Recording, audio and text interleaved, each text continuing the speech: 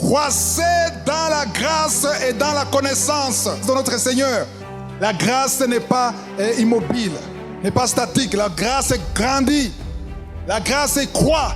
La grâce, c'est quelque chose qu'on reçoit.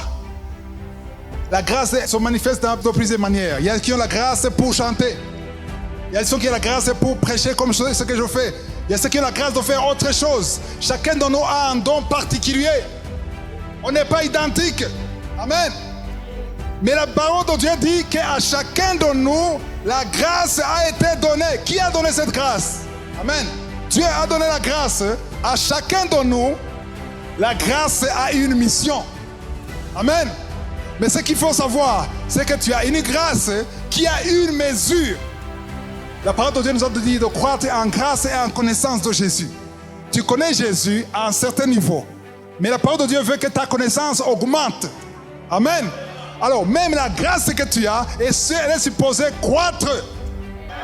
Il accorde une grâce plus excellente. Il faut avoir cette envie, cette soif de grandir dans la grâce. Il y a un système que Dieu a préparé. Et si tu passes par son chemin, tu vas avoir cette grâce, pas seulement ordinaire, mais pas seulement excellente, mais plus excellente. Wow! Comment est-ce qu'on peut avoir cette grâce? Car Dieu résiste à qui? Mais il fait grâce à qui? Oh! En fait, il accorde la grâce aux humbles. Si tu veux la grâce de Dieu, c'est l'humilité. Il faut comprendre une chose. Tu as un niveau X de la grâce.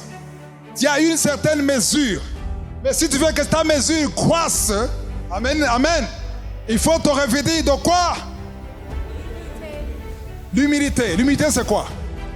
C'est pas marcher comme ça. C'est quoi l'humilité? L'humilité, c'est accepter d'être sous la puissante main de Dieu. Parce que le verset 6 dit: humiliez-vous donc sous la puissante main de Dieu.